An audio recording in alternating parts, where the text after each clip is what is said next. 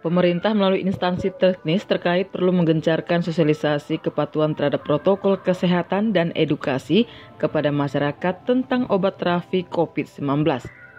Hal tersebut penting untuk terus menekan penyebaran virus corona dan mencegah salah konsumsi obat terapi COVID-19, terutama mereka yang memilih menjalani isolasi mandiri tanpa layanan petugas medis.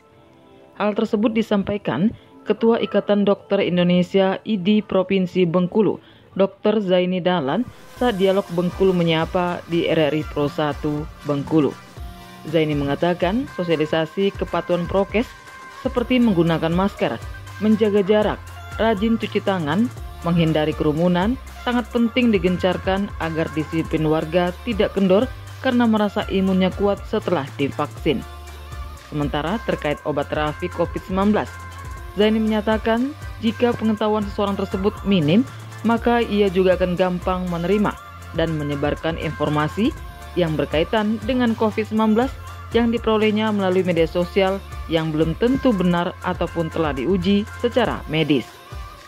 Ya, prokes itu ya 3M, 5M, 7M, ya silakan aja dilaksanakan dengan baik. Minimal 3M.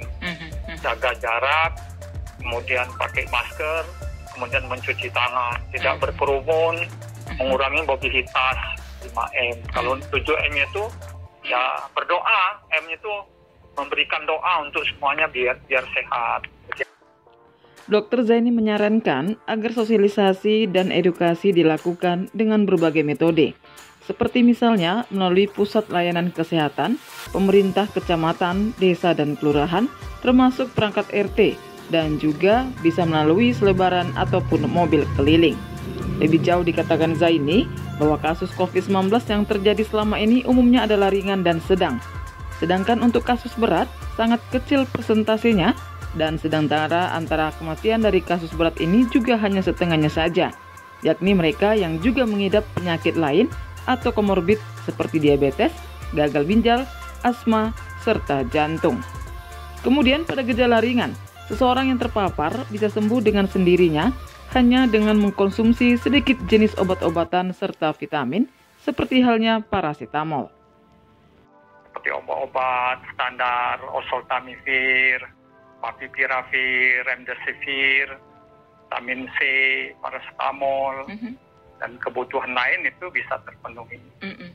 Hanya saja yang menjadi masalah tadi seperti Ibu sebutkan, itu persoalan di masyarakat. Masyarakat sebetulnya kalau yang aslinya mereka harusnya kan tidak mengobati diri sendiri dengan membeli di pasaran, di apotek-apotek, karena toh mereka kan tidak paham apa yang harus diberi, makannya berapa lama. Sementara Kepala Bidang Pelayanan dan Sumber Daya Dinas Kesehatan Provinsi Bengkulu, Dr. Idriwan Mansur menyampaikan, untuk mengantisipasi sekaligus memastikan tidak terjadi salah konsumsi obat terapi COVID-19, pihak yang tidak sepakat dengan pihak distributor hingga apotek. Kemudian untuk tidak melayani pembelian obat tanpa resep. Selain itu juga dengan tingginya permintaan obat, Idriwan mengatakan, pemantauan dan pengawasan oleh Dinas Kesehatan serta unsur terkait juga dilakukan guna memastikan ketersediaan obat dan harga jualnya di apotek dan kesehatan lainnya sesuai dengan ketentuan. Mereka juga sudah dibekali oleh aturan-aturan yang memang dijadikan pedoman dalam pendistribusian pemakaian obat dan lain sebagainya. Jadi di apotek atau yang di luar fasilitas pelayanan kesehatan yang ada di pemerintah ini, kita selalu memonitor bahwa penggunaan obat itu masalah dia itu memang digunakan untuk obat COVID atau tidak.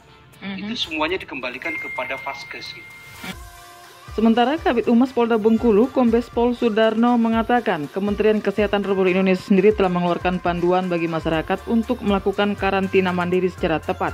Sudarno mengatakan bila isolasi diri ini tidak dilakukan dengan benar dan berdisiplin, virus corona akan terus menyebar di lingkungan sekitar. Sudarno menyebutkan setidaknya terdapat 7 ketentuan isolasi atau karantina sendiri. seperti selalu menggunakan masker dan membuang masker bekas di tempat yang ditentukan. Jika sakit, maka tetap di rumah dan jangan pergian ke bekerja, sekolah, ataupun ke pasar, ataupun ke ruang publik untuk mencegah penularan masyarakat. Kemudian, manfaatkan fasilitas telemedicine atau sosial media kesehatan dan hindari transportasi publik. Serta selama di rumah bisa bekerja di rumah dengan menggunakan kamar terpisah dari anggota keluarga lainnya. Serta juga tentukan pengecekan suhu harian, amati batuk dan sesak napas, dan juga tetap menerapkan perilaku hidup sehat dan bersih, jaga kebersihan dan kesehatan rumah dengan cairan disinfektan, serta kemudian hubungi segera fasilitas pelayanan kesehatan jika sakit berlanjut seperti sesak napas dan demam tinggi untuk mendapatkan perawatan lebih lanjut. Sophia Renja dari Bengkulu melaporkan.